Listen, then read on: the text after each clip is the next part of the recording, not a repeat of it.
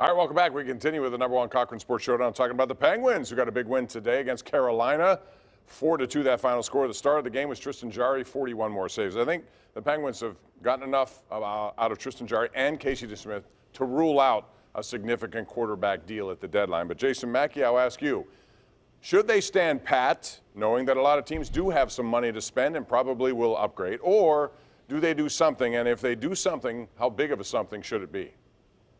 Yeah, I am not in favor of a big move for them, Pomp. I think their move needs to be somewhat delicate. I think it needs to be somebody who fits well in that dressing room. I know from personal experience covering a couple Penguins Cup teams that were very tight. One in 17 that went on to win the Cup. Like, that sort of stuff is important. I know in that year when they brought in Ron Hainsey, like, that was not the sexiest move, but that was the right move given his personality. I look for someone in that vein.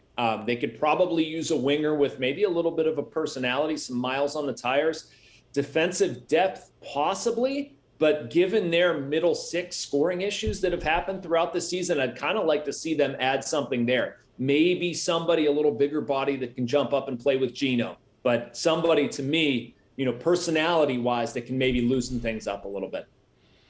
Yeah, and let's remember, they have a Dollar General budget here, and nothing against the fine folks there.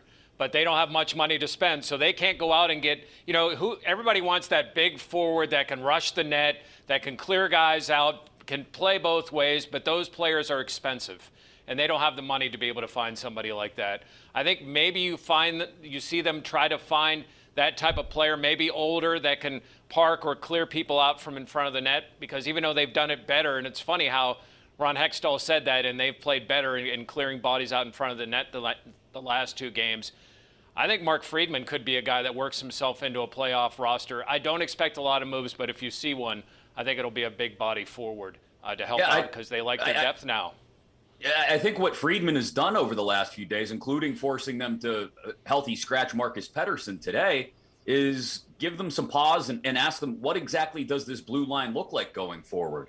Not just next year, but specifically for the stretch run in the playoffs. And if you trust Mark Friedman, and I love what I've seen from him, to be that guy to push people out of the crease, to keep Tristan Jarry clean. He doesn't have the size that you prototypically think of, but if you trust his tenacity and his personality, then I think you have to wonder if Pettersson and or Marino, but especially Pettersson, don't become expendable and can't help you draw in that winger that you need for Gino's line. But then you're also kind of drawn to what you saw from Evan Rodriguez the last couple of games. And is that enough for Malkin's line? I don't know. I still side with, I'd like to see them add that middle six forward, Bob, but I don't know if that's still so far out of Ron Hextall's comfort zone to add that kind of player that he might not look, as Jason mentioned, at the chemistry of this team right now and say, hey, I'm going to stand pat. All right, quickly, let's go around the horn on this one. If they're going to make a trade, what do they have to trade?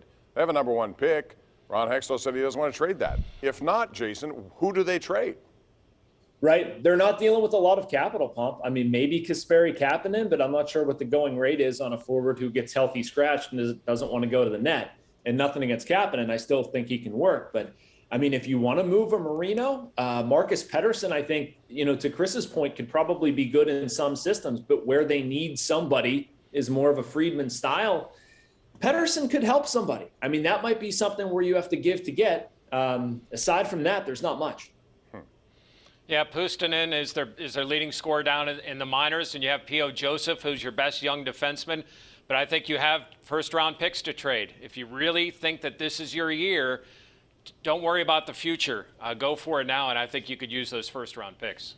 And those things all line up to, I think, be attractive, and it's why we've all continued to go down the JT Miller path, even though it seems like it's too steep a price to pay. A first-round pick and some prospects that Jim Rutherford brought into the organization out to Vancouver, maybe Kapanen as a part of that deal, and bring back a guy who can play center if you need him to, but more importantly, can provide scoring punch and who's having a career year. The fact that he's from here is just an added cherry on top of the sundae. That would be the big splash move I'd like to see happen. And I wouldn't have a problem moving a Marcus Pettersson or a John Marino or POJ or Puustinen or a first-round draft pick for that.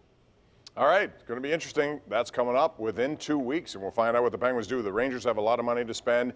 Penguins have a busy week. They're on the road for 3, beginning Tuesday night in Nashville. When we come back, We'll go down to Jason and find out about the Pirates. And they're going to begin spring training. They already have game start this week. But that deal, how can that be viewed as a good deal for the Pirates? To me, it isn't. We'll talk about it next right here on the #1 Cochran Sports Showdown.